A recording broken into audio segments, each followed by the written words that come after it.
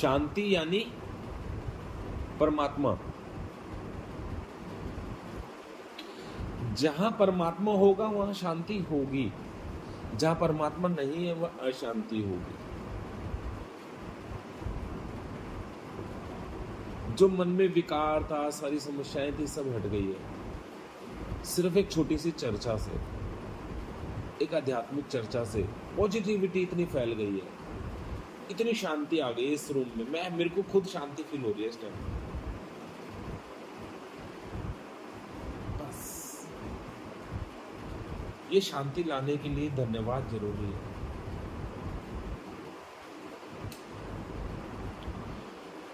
जीवन में बहुत जरूरी है, इसके बिना असंभव है जीवन। नहीं तो क्या होगा, हम जीवन जी नहीं रहे, घसीट रहे हैं। किसी का भी जीवन कोई बात करे ना, घसीट रहा है हर आदमी अपना जीवन, और फिर कहता है कि मेरा तो जीवन खराब है, मेरी तो किस्मत खराब है, इंसान बोलता है। लेकिन उसका जीने का जो ढंग है वो गलत है। जीवन की जो शैली है उसकी, जीवन जीने की, वो गलत है। विचार की जरूरत है, आवश्यकता की जरूरत है उस शैली को ठीक करने की।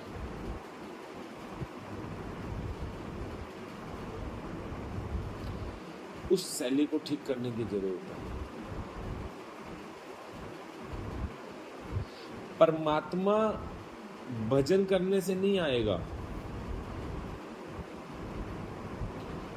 परमात्मा आता है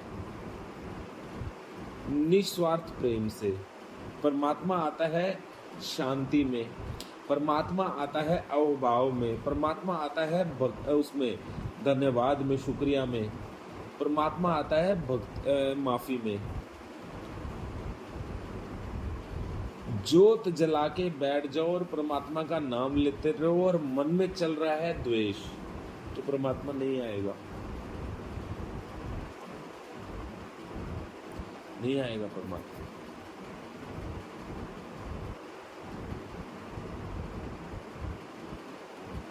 जितने भी तुमने सुना होगा गैंगस्टर होते हैं, गोली चला देते हैं, गोली मार देते हैं, एक दूसरे को लठ मार देते हैं, जितने भी गैंगस्टर देखा ना, डॉन होते हैं, गोली फिरौतियां उठाते हैं, फिरौतियां लेते हैं। क्या कारण है उसका? कारण है उनके जीवन जीने की कला, शैली, वो इतनी दूषित हो रखी है, उनके पास इतनी ज्यादा नेगेटिविटी भर गई है उनके अंदर, वो बस बदला बदला बदला बदला बदला बदला बदला बदला लेना है, बदला लेना है, उसको मारना है, बदला लेना है, बदला लेना है, बदला लेना है, बस। तो उनकी जीवन शैली ऐसी हो जाती है। नरक भोगते हैं वो, नरक। नरक और स्वर्ग क्या है? सुना है ना, नरक, नरक में जाएगा तो या स्वर्ग में जाएगा, यही नरक है, यही स्वर्ग है। मैं तुझे एक कहानी और सुनाता हूं, तेरे समझ में आ जाएगी। एक कहीं दूर पहाड़ों पे गुफा थी और उस गुफा में एक फकीर सन्यासी बैठता था, और किसी राजा ने उसको कहा, किसी राजा के आगे उस फकीर के बारे में राजा से कहा कि वो पहुंचा हुआ सन्यासी है और लोगों की समस्याओं का समाधान करता है। राजा के मन में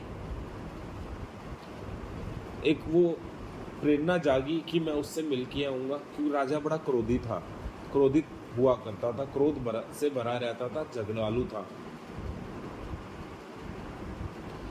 तो जैसे ही राजा उस साधु सन्यासी के पास, फकीर के पास पहुंचता है और फकीर के पास बैठता है और फकीर से आज्ञा लेके एक बात पूछता है, हे साधु सन्यासी, मैं आपसे एक बात पूछना चाहता हूं। कहते पूछो। ये स्वर्ग और नरक क्या है, मुझे ये समझाओ। जैसे ही राजा ये पूछता है स्वर्ग और नरक क्या है, तो साधु सन्यासी जो होता है वो क्या कहता है? जो साधु सन्यासी तुरंत बोलता है, राजा तू घटिया और तुच्छ इंसान है, तेरे पास कोई अकल नाम की चीज नहीं है, तू प्रजा के ऊपर कहर डालता है, तू जैसे राजा को तो सूली पे चढ़ा देना चाहिए। जैसे ही राजा ये बात सुनता है, राजा गुस्से में लाल पीला होकर खड़ा होता है और अपनी तलवार निकालता है और गर्दन पे फकीर की मारने वाला होता है। तभी फकीर बोलता है, ये नरक है। तभी फकीर बोल पड़ता है, एक सेकंड में ही, राजा ये नरक, अभी तू नरक में है। अब जैसे ही राजा ये बात सुनता है, मैं नरक में हूं, तो राजा उस तलवार को लेता है और वापस अपने उस म्यान में डाल लेता है और आंखों से रोने लगता है और सन्यासी के पैर छूता है। सन्यासी के पैर छूता है तो वो सन्यासी राजा से कहता है, अब तू स्वर्ग में है। ये नरक और स्वर्ग है। बस नरक भी यही है, स्वर्ग भी यही है। अलग से परमात्मा ने घर कुछ नहीं बना रखा। नरक क्या है और स्वर्ग क्या है, यही नरक है, यही स्वर्ग है। यही जिसमें राजा उस टाइम तलवार मारने लगता है सन्यासी को गुस्से में, ये नरक में है। और जैसे ही अवभाव में भावना से भर जाता है, रोता है और पांव पड़ता है सन्यासी के और बैठता है, उसकी बात सुनता है, ये स्वर्ग है।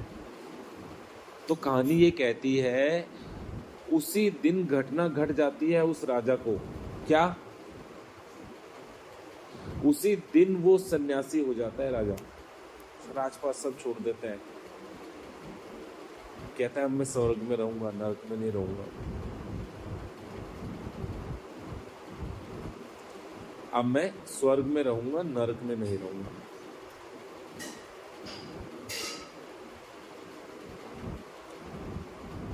ऐसी एक कहानी के उदाहरण से वो समझाता हूँ, छोटा सा है, बहुत आनंद आएगा, उम्दा मजा आएगा, वाह वाह होएगी, बहुत सुंदर, मतलब रोंगटे खड़े हो जाते हैं। मैं बोल रहा हूँ तो मेरे अंदर ना इतना उत्साह भरा हुआ है, इतनी पॉजिटिव एनर्जी। आज रात की नींद मेरे को बहुत अच्छी आने वाली है।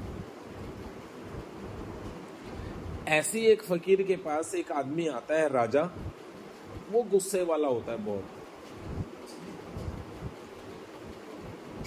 आता है एकदम से गुस्से में, राजा गेट खोलता है गुस्से में ऐसे और अपने जूते निकाल के फेंकता है गुस्से में और तलवार साइड में रखता है और अंदर जाता है और वहां बैठ जाता है। आगे आता है गुस्से में और ऊपरी दिखावा जो राजा करता है वहां बैठ के, फकीर नमस्कार फकीर जी जैसे हाथ जोड़ता है और ऐसे बैठ जाता है जैसे विनम्रता से, लेकिन वो विनम्रता है नहीं उसके अंदर। अभी 10 फुट की दूरी पे तो इतना गुस्सा था और फकीर के सामने आते ही विनम्र होके बैठ गया। तो वो विनम्र है नहीं, वो दिखावा कर रहा है उस टाइम। तो फकीर से राजा कहता है, हे साधु फकीर,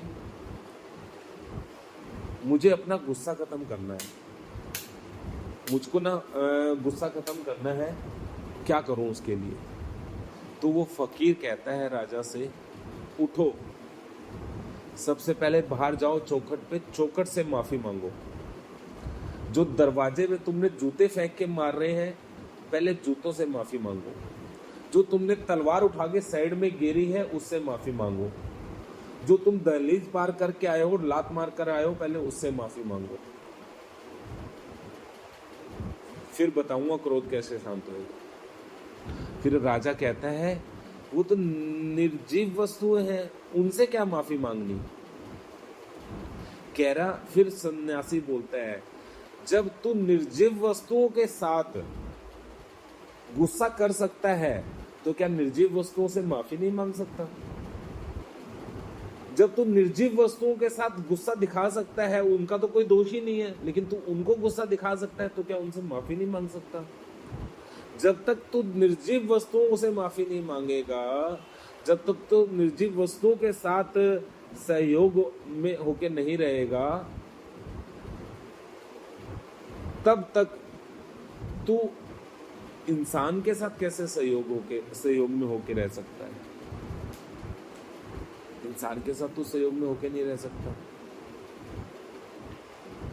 यही तेरी पहली क्लास है, पहले ये काम कर, तेरा गुस्सा शांत होने लग जाएगा। तो कहानी ये कहती है, राजा ने वैसा ही किया। वो उठा, जूतों को नमस्कार कर माफी मांगी, चौखट से माफी मांगी, तलवार से माफी मांगी। फिर राजा विनम्र हो गया, उसके अंदर अपने आप ही गुस्सा शांत हो गया, और फिर वो आखिर फकीर के सामने बैठ गया।